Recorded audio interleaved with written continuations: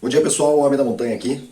Hoje, não sei se alguém viu lá a postagem, né? Mas ontem a gente levou as placas solares lá para o sítio, né? Havia 50,38% de chances da gente chegar lá sem quebrar nenhuma placa e por incrível que pareça, incrivelmente a gente conseguiu chegar lá sem quebrar nenhuma placa. Cheguei no último momento, né, retirando as placas da caçamba. Cheguei até a bater uma placa na lateral ali da caçamba, pensei, pronto, quebrou, né? Eu tava contando que pelo menos uma eu ia quebrar, né? Mas elas parecem que são um pouco mais fortes do que elas aparentam, ou do que a gente pode pensar. E chegaram inteirinhas. Chegaram inteirinhas, são placas bem grandes, né? As placas que eu adquiri são placas de 330 watts da Canadian. Eu acho que é policristalino, certo? Apesar de que isso não faz muita diferença na potência da placa, né? Elas têm 2 metros por 1 metro, essa é a média, né? Na hora que eu fui colocar as placas no carro, elas até cabiam, assim, deitadas na caçamba, uma em cima da outra. Só que, efetivamente, elas têm uma moldura de alumínio em volta, então atrás é difícil de acontecer algum acidente, mas na frente é tipo um celular com capinha, assim, sabe? A moldura é um pouquinho para cima do vidro, então se você colocar uma encostada exatamente em cima da outra, a chance de quebrar é muito pequena. Mas se um cantinho de uma escapar e bater na de baixo, a chance de quebrar daí aumenta significativamente, sem contar que o caminho lá para a montanha tem muita bateção, né? E daí o vidro ele é espalhado em cima, né? A força da vibração ficaria na base do vidro, eu acho que tinha mais chance de quebrar, considerando que a pouca experiência que eu tenho com levar equipamentos sensíveis, tipo azulejo, etc., se recomenda que leve de lado, né? Eu optei por levar daquela forma, tá? O que não foi tão tranquilo quanto eu pensei que seria, porque o que eu fiz? Eu peguei 2 fitas de catraca, fiz o sanduíche, né? Passei a fita de catraca na frente e atrás, apertei bem, para ficar bem fechado ali, né? E daí, só que como eram 6 placas, elas só tinham 24 centímetros de largura, né? Uma largura pequena, né? O pessoal sabe que o ideal é mais do que 24 centímetros, né? Então, não ficava bem equilibrado. Aí eu passei mais uma fita por cima, de um lado até o outro, que manteve ela relativamente equilibrada. E daí, coloquei alguns elásticos, né, para manter ela de pé, né? E todo o conjunto eu apoiei em cima de um par de tatames, né? Tirei aqui do dojo, peguei emprestado um pouquinho, 2 tatames para ficar absorver ali as vibrações, né? No entanto, contudo, no entanto, né? Lá do cliente, lá onde eu peguei as placas até em casa foi tranquilo, estrada, nem mexeu, certo? Daqui de casa até mais ou menos metade do sítio também foi tranquilo, nem mexeu. Chegando mais próximo do sítio, que daí realmente a coisa começa a pegar, certo? A gente teve que parar 2 ou 3 vezes para ajustar, porque dependendo do buraco que passava, elas começavam a deitar. E aí, se efetivamente ela passasse um certo ponto, ia uma encostar no vidro da outra e provavelmente ia quebrar tudo, né? Então eu dei uma paradinha, né? E percebi que tinha mais elástico puxando de um lado do que do outro, aí transferi uns elásticos de um lado para o outro, né? Conseguimos chegar com sucesso lá na montanha, com todas as placas íntegras, né? Soltar as placas e colocar dentro de casa também de forma íntegra. Então elas já estão lá disponíveis para instalação, o que pretendemos aconteça semana que vem, certo? Então, a partir desta informação e após essa pequena enrolação, vamos à novidade que eu pretendo mostrar, que é o quadro elétrico que eu consegui terminar de montar, né? Aproveitei que fui na montanha lá, busquei o que eu tinha busquei o que estava faltando de ferramenta, busquei o que estava faltando dos equipamentos, que não sei por que motivo eu deixei lá em vez de trazer para cá, né? Acho que eu ainda não tinha tido a ideia de montar aqui, acabei deixando lá porque achei que ia montar lá, certo? E consegui ontem à noite, né, às custas de uma certa quantidade não pouco relevante de dor nas costas, terminar de montar o primeiro protótipo. Vou chamar de primeiro protótipo porque essas coisas a gente nunca termina, né? Terminar de montar o primeiro protótipo do quadro elétrico e vou mostrar a vocês ele funcionando. Então vamos lá, pessoal, aqui está a montagem, tá? Tá um pouco confuso, certo? Por causa da posição, mas o que temos aqui é um quadro elétrico, né? Quadro de automação, certo? Esse tem 80 por 60 por 20 de altura, tá? Eu optei por comprar uma coisa um pouco maior, porque eu pretendo fazer uma automação com Arduino, tá? Então tinha que sobrar um pouco de espaço, né? Ter espaço suficiente para colocar o inversor, e que é bastante grande, e ter espaço para todos os controles, mais um espacinho para o Arduino, certo? Como eu aumentei em relação ao meu planejamento original, que era 4 placas, para 6 placas, tá? Esse inversor, esse controlador de carga aqui da PowerMR não é suficiente, certo? Esse atende no máximo 60 amperes, e as 4 placas já chegam aí no limite dos 60 amperes. Eu poderia colocar 6 placas nele, mas ele não tem nenhuma informação de oversize, né? Então, você tem os controladores de carga mais caros, por exemplo, da iPever, que diz lá, a 60 amperes o máximo de potência é 1440 watts, mas se você quiser fazer oversize, você pode pôr até 2000 e tantos watts de potência, que o máximo que vai acontecer é quando tiver sol a pino, ele não vai te dar a potência total, ele vai limitar lá os 60 amperes. Mas quando você tiver um dia nublado, alguma coisa assim, esse oversize vai fazer com que o mesmo controlador consiga tirar mais potência dessas mesmas placas, certo? Eu estou optando por não operar nada no máximo, né? Para dar mais longevidade para os equipamentos, considerando que o preço do equipamento também não é tão caro. Eu comprei um igual, né? Eu vou ligar 4 placas nesse, e o outro vem aqui do lado, e eu vou ligar as 2 placas restantes nele. Isso daí me dá a opção de eventualmente comprar mais 2 placas e ligar nele também, né? E daí eu ficaria com 2 de 4 placas, apesar de que para o meu uso lá, eu acredito que 8 placas seja um exagero. Então, na negociação que eu fiz, eu consegui 6. Então, a gente vai ter um controlador de carga operando com 80% da sua potência máxima, e um outro operando com cerca de 40% da sua potência máxima, certo? Gerando aí o máximo de energia possível, tá? Eu utilizei aqui essas canaletas. Então, qual que é a ideia? Aqui é a entrada dos painéis solares, certo?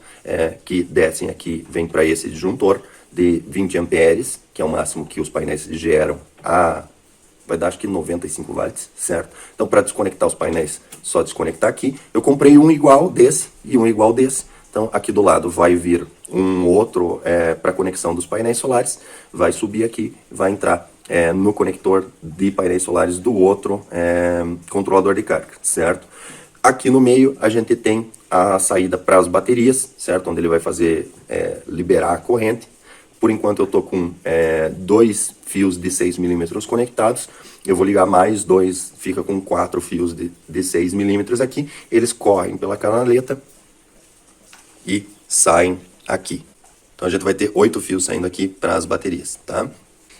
E esse último conector aqui é a saída load. Que o que ele faz? Ele manda um sinal do mesma voltagem das baterias, que está ligado ou desligado, é como se fosse um relé. Quando as baterias chegam na voltagem mínima que você seta aqui, ele desliga esse sinal, certo? E daí a gente tem aqui um relé que eu coloquei, certo? Então, quando esse sinal está ligado, ele liga o relé, e o relé manda aqui a voltagem do inversor, né? A corrente do inversor para esse relé temporizador. Esse relé temporizador conta 5 segundos. Passados 5 segundos, ele libera a corrente aqui para tal da chave J. E essa chave J, ela é responsável pelo seguinte: quando ela recebe carga aqui, ela prioriza estar ligado nessa aqui, que originalmente é a rede dela. No nosso aqui é o inversor. Quando ela não vê mais corrente aqui e vê corrente aqui, ela chaveia aqui para o que seria a energia de backup, certo? E daí você tem aqui as 2 entradas das correntes, e lá embaixo, né, não dá para ver bem certinho, mas tem um outro que seria a saída. Então, ora você está trabalhando com a energia do inversor, ora você está trabalhando com a energia da rede. E daí aqui do lado a gente tem um disjuntor normal para a corrente que vem do inversor, e aqui do lado um DPS, que está aqui só por um tempo. Depois eu vou ter que pôr mais um DPS, para ficar um DPS para cada fase do inversor, né? Ter que decidir onde é que eu vou colocar. Provavelmente vou puxar todo o conjunto um pouquinho para cá e por aqui do ladinho. E aqui um disjuntor grande, E aqui um disjuntor grande que liga as baterias ao inversor, tá? O cabo aqui é 50 milímetros, certo? Aqui tá um cabo de 10 milímetros que eu liguei só para demonstrar como é que vai funcionar, certo? Mas eu tenho 1,5 metro de cabo de 50 milímetros que vão ser colocados aqui, tá?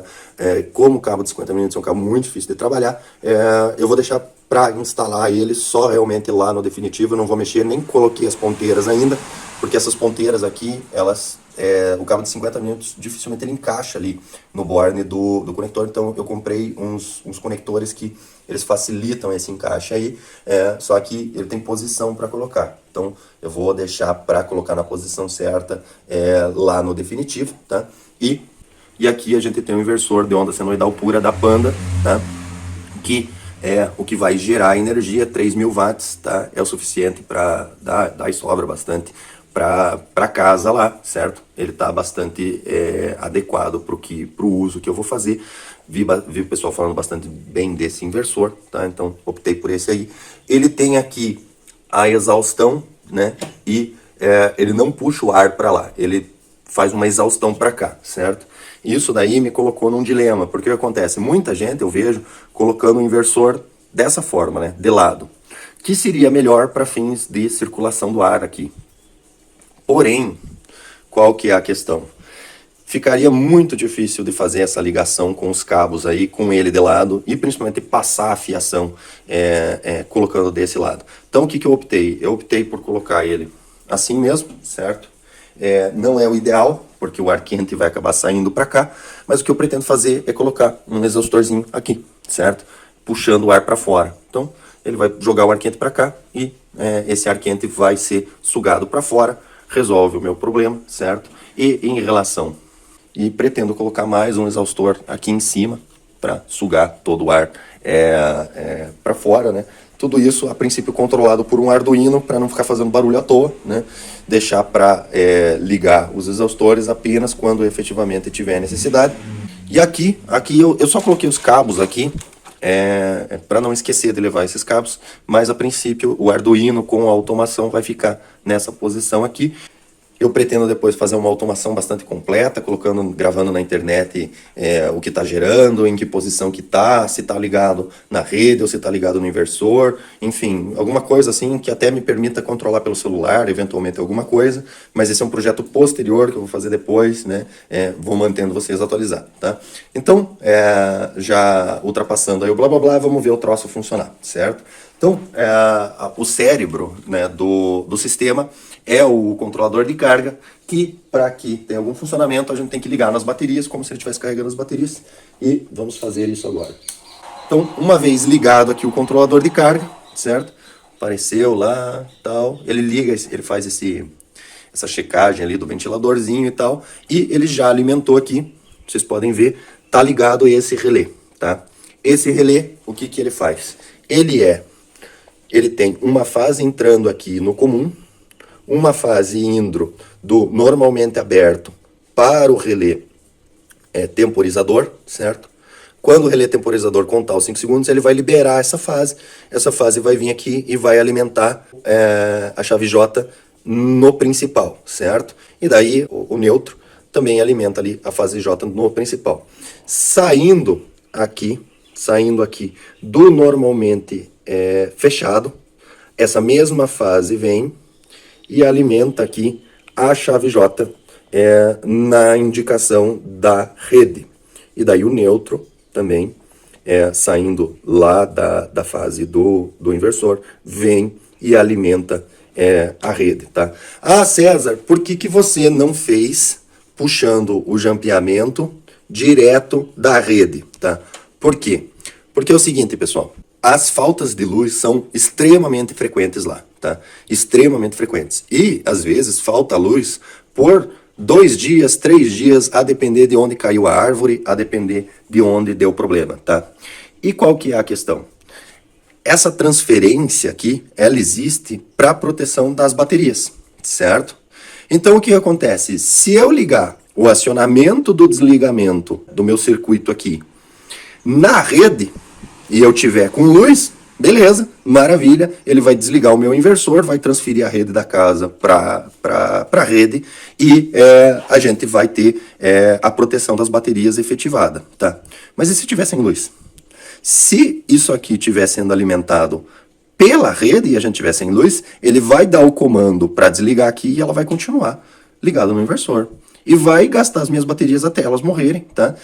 E o preço das baterias não é nem um pouquinho irrelevante aqui, certo? Então o que acontece?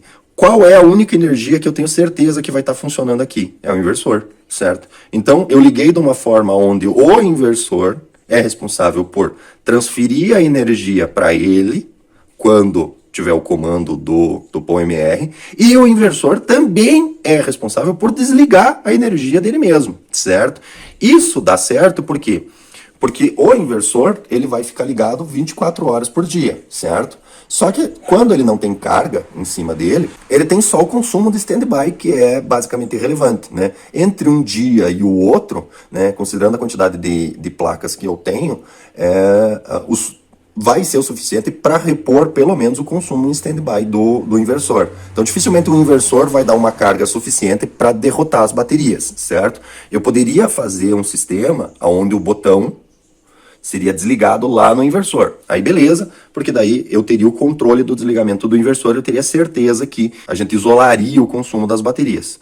Porém, contudo, no entanto, o inversor é novo, está na garantia. Se eu for lá mexer no botão, automaticamente eu perco a garantia do inversor, então não vou mexer no botão do inversor, certo? Eu estou fazendo o desligamento das cargas no inversor e não o desligamento do inversor. O inversor fica ligado o tempo todo, tá? Eu poderia, inclusive, em função disso, não utilizar o relé tempo, tá? Porque para que serve o relé tempo? O inversor, quando você liga, ele não gera automaticamente os 127 volts. Ele vai subindo. Vou até mostrar para vocês aqui. Olha lá, 60 tal, foi subindo, chegou no 125, 126 volts. Se eu desligar aqui, vou ligar de volta, tentando não cobrir aqui. Olha lá, ele vai subindo, 60, 80, 100, 125. Então ele leva alguns segundos para estar na sua voltagem máxima, né? Se entrar carga nesse meio do caminho, além de forçar o inversor, ele pode estragar algum componente ligado a ele, certo? Por uma voltagem abaixo, né? Por exemplo, um motor que tente dar o seu start, o seu início de giro com essa baixa voltagem, ele vai provavelmente não conseguir dar esse início de giro, ele pode parar fechado e daí a chance de queimar o motor é grande, certo? Então aqui vai ficar sempre no ligado, tá? Por algum motivo esse inversor ele veio com tomadas de 10 amperes, eu comprei tomada de 20 amperes, 2, 3 modelos, não consegui encaixar, então o que eu fiz? Eu liguei as duas com cabos de 4 milímetros que se emendam num cabo único de 6 milímetros, que é o suficiente para a amperagem aqui que esse inversor gera, né? Até pensei em pôr cabo de 10 milímetros, mas é um exagero, não tem por que ficar usando, sendo que o disjuntor aqui é de 32 amperes, né? E daí começa a ficar difícil de fazer as conexões, não vi vantagem, não vou desistir do cabo de 10 milímetros, né? Sem contar que eu olhei lá, eu tenho 4 ou 5 rolos de cabo de 6 milímetros, né? De cores diversas, então isso vai facilitar, tá? Pois bem, então vamos ver o negócio funcionando. A gente está na situação onde o controlador de carga verificou que a gente está com carga suficiente na bateria e, portanto, ele acionou o relé de ligar o sistema, certo? Ótimo, acionou o relé de ligar o sistema, vamos dizer que por algum motivo o sistema não está energizado, né? O inversor está desligado, tá? Então vamos energizar o sistema e vamos ligar o inversor, né? Liguei o inversor, o relé de tempo começa a contar. 1, 2, 3, 4, 5, ligou. Ele permitiu a passagem, a chave J foi energizada e automaticamente ela colocou a carga da casa no inversor. Então agora o inversor está tocando a casa. Vamos dizer, porém, que o nosso POMR identificou que a nossa carga da bateria está abaixo do que o necessário, né? E precisa entrar em modo de proteção da bateria, tá? Para isso ele precisa desconectar a carga do inversor. Como que ele vai fazer isso? A única forma que eu tenho de simular isso é desligando o POMR, certo? Desliguei o POMR, automaticamente ele desligou esse relé. Esse relé estando desligado, ele passa a energia pelo normalmente aberto, certo? E o inversor está alimentando a bobina de desligamento, certo? Se eu desligar o POMR de volta, como o relé de tempo ainda está ligado, porque ele sabe que o inversor está ligado, se o sinal vier do POMR para ligar esse relé aqui, a transferência será imediata. Então vamos simular o sinal do controlador de carga. Lá. O controlador de carga mandou o sinal, ele ligou. O controlador de carga tirou o sinal, ele desligou. Tá? Vamos dizer que eu preciso fazer uma manutenção, vou desligar as baterias. Desliguei as baterias, o relé de tempo desligou, certo? Liguei nesse meio tempo, enquanto eu estava fazendo a manutenção, o controlador de carga chegou a efetivamente carregar o suficiente para comandar a ligar novamente as baterias. Eu terminei a minha manutenção aqui no inversor, seja o que for, liguei novamente o inversor, ele não vai mandar direto, ele vai esperar os 5 segundos e daí vai fazer a transferência, garantindo assim que o inversor já tivesse plenamente iniciado, tá? Então é assim que está funcionando, certo? Está funcionando efetivamente, não tem muito o que discutir. Eu pretendo refazer esses conectores aqui, porque como vocês podem ver ali, um já desconectou. Isso aqui não está muito legal. Eu estou usando esses conectores pré-isolados, mas não... Eu vou ter que ver uma outra forma de montar isso aqui, porque o pré-isolado, quando você precisa colocar dois ali, um atrapalha o outro na entrada. Eu acho que tem os conectores pré-isolados duplos, né, que você consegue ligar mais de um cabo junto, então vou ver para refazer isso daí. Mas a princípio é isso aí que está funcionando, tá? Então, pessoal, esse é o sistema que eu bolei para ligar isso daí. O pessoal tem o uso de fazer ligação com contator, etc, etc, tá? Eu achei um pouco complicado, não achei informações específicas. Tem lá umas indicações de ligação do relé, que eu acho um pouco difícil, porque os relés apresentados lá nos projetos do pessoal, os conectores não precisaria de um porta-relé, etc, né? Eu não localizei um porta-relé que encaixe diretamente ali no meu trilho DIN. Isso daí provavelmente ia acabar ficando pendurado ali, né? Mal conectado. Então eu entendo que, considerando as minhas limitações em relação à capacidade de fazer conexões, de lidar com isso de forma profissional, né? Eu preferi utilizar a chave J, que já é um pacotinho fechado ali, só fazer uma conexão simples, sem grandes problemas. E eu acredito que esse inversor aí da Panda de 3.000 watts com uma qualidade maior, tá? Tem a plena capacidade de lidar com essa chave J, né? Até pensei em fazer o acionamento da chave J pela rede, ao invés de utilizar o inversor, mas daí a gente entra nesse problema. E se tiver sem luz, né? Aí não vai ter o acionamento da chave e as baterias vão para as cucuias, né? Então, dentro dessa perspectiva, né, eu acredito que esse inversor, como é um inversor teoricamente de qualidade, né, nós vamos descobrir com o uso se realmente ele tem capacidade de lidar com isso. Talvez se você estivesse montando um sistema com um inversor muito baratinho, né, de onda senoidal, com uma capacidade muito baixa, aí eu acho que tinha algum motivo para se preocupar da forma como está feito. Eu acredito que não. A gente vai testar, certo? Eu não pretendo instalar isso daí e deixar ligado direto, né? Instalar, liga e vai embora, entendeu? Eu pretendo instalar, deixar desligado, certo? Só carregando as baterias mesmo, e daí deixar para ligar durante ali uns dias que eu vá lá e fique lá. Então pretendo efetivamente ir lá para a montanha lá numa quinta-feira, ficar quinta, sexta, sábado, domingo, quem sabe até segunda, né? Tirar uns 4 dias para ficar lá, para ficar acompanhando o funcionamento do sistema, ver o que tem que ajustar, ver o que não tem que ajustar. Uma vez verificando que está seguro, que está correto, que está funcionando bem, aí eu deixo ligado em definitivo, tá? Então, gente, é isso, tá? Por enquanto, o que nós temos do sistema solar é isso. Pretendo comprar, eu tenho 4, pretendo comprar mais 2 baterias, porque o aumento da capacidade do sistema aí me permite dar carga em mais baterias, tá? Isso daí aumentaria a autonomia e acredito que chegaria no ideal, que o sistema nunca vai comutar para a rede, certo? Esse seria o ideal. Mas a chave J dá um impacto. Sim, mas se ela nunca comutar em lugar nenhum, ela não dá impacto nenhum, né? Se ela tiver que comutar 2 vezes por dia, é um impacto bem maior do que se ela comutar uma vez por mês, certo? Então, eu estou considerando que eu consegui um aumento das placas solares, evitar que comute todo dia. para isso, até porque como a gente não está lá, só uma geladeira, eu acho que a gente precisaria aí de uns 3 dias de eclipse solar para fazer essa chave como tá, né? E daí, eu estando lá, eu mesmo vou lá e comuto manualmente a chave antes de dormir, não teria grande problema, tá? Então, gente, é isso. Peço que curtam, compartilhem e até o próximo vídeo.